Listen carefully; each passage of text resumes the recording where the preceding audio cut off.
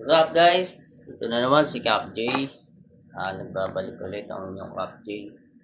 So, this is Sam Cap J kay Slim. Panoorin natin ngayon ang bagong videos na aking review dito sa aking print vlog sa pangalang Kuya Architect. So, kung di ako nagkakamali siya tong architect or engineer architect. So, ang nakalagay sa kanya is scheme code, ano ang dapat mong malaman. So, medyo malalim yun. So, hindi lang basta gagamit ka ng scheme code at kung ano yung pwede mong malaman sa scheme code. So, panoorin natin. Ito ang isa sa pinakausong finishing material sa mga pinapatayo natin bahay.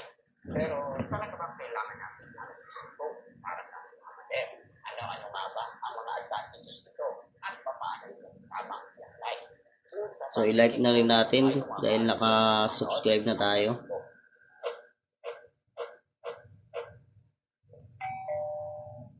Hi, sa mga bagong mga dito, ako nga pala, Kuya Architect, at kung magpapatayo ka o nagpapatayo ng bahay, pwede kong check ang ating mga videos dito sa ating channel na all about tips and information about house design and construction.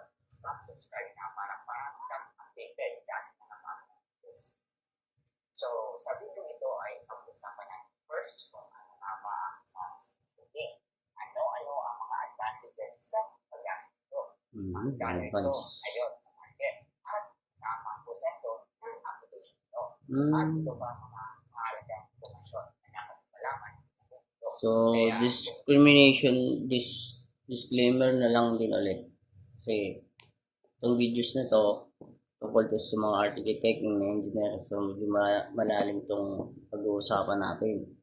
Tungkol sa paano yung, magkano yung marketing, advance, at kung bakit kailangan ng scheme code. So, kayo nang bahala mag-judge at kung paano yung tama at proseso sa pag-handle ng isang pin.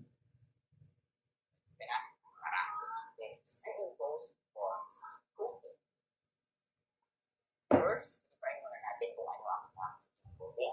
Marami na sa atin ang familiar nito. Pero sa mga hindi nakakalam, ang scheme coding ay ang paggamit ng isang plaster-like na substance. Ito ay nabibili sa bag na powder at hinahaluan ng tubig bago ito i-apply sa isang concrete or cement finish na pader.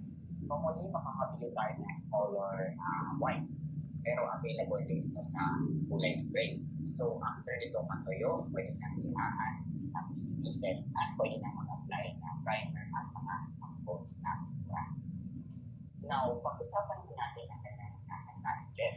Una, solution ito for hairline cracks. Where kung gagamit na tayo ng cement plaster doon sa ating mga pader para i-ready na nga yung ating wall, ay may tendency itong magkaroon ng mga hairline cracks. Maaaring sa ito exposure sa temperature, sa moisture, or sa structural na movement. Kaya meron tayong mga tinatawag na hairline cracks at plaster walls. So, ang scheme code ay isang paraan So, di nawawala talaga ang isang crack. doon sa mga hairline cracks. Kahit gano'n talaga siya. Hinayaan ng hairline cracks. Tapos wala Depende na rin siguro sa tibay ng pagkanayo. Pag nilagay nyo yung pintura, maaaring hairline cracks na yun may mas lupsin ng pintura. Or kaya naman mas hindi matuyo ang part na yun. Kaya may tendency mag-heal o magbalan yung pintura sa parte yun. Kasi nga sa yun effect ng isang pintura. So again, isang remedy for hairline cracks ay ang application na. Next advantage nito ay smoother surface. So, kung gusto mo yung mga wall surfaces mo ay smooth, makinis, at wala masyadong mga bump na nakikita. Again, magandang gamitin yung scheme coding. Unlike kasi sa isang traditional na cement plaster lang, ang scheme code ay pwede mong lihaan or isang at maayos na yung mga uneven surfaces dahil nga again, hayaan nyo mapantay yung surface nyo.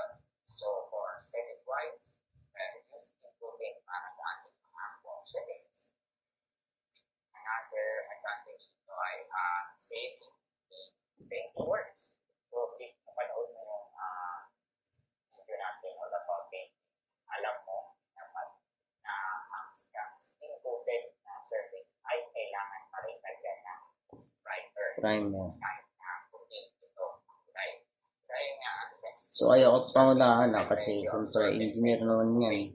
Architect din siya. So siya talagang ay maaaring may authorization kung paano mag-apply. Kasi siya pinag-aralan din nila yun.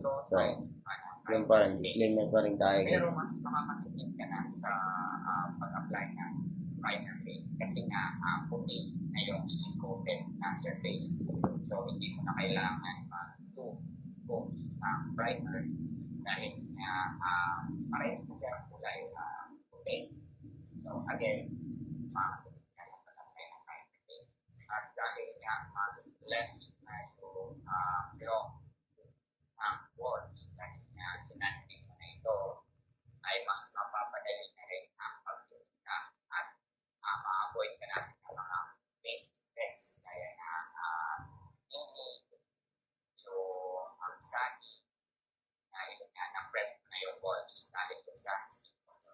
Again, importante ang paglalagay ng pintura after mo mag-skin coat para protektahan ito sa mold, sa lumot, at pwede makalagay pa tayo ng waterproofing over the surface. So, yun ang ilan sa mga advantages ng paggamit ng skin coat sa ating model. Now, tignan naman natin ang mga available na mga skin coat sa market, magkano ang presyo nito at ang mga type na pwede natin. So, ito yung mga available dito sa napunta natin sa 20 kilos per month.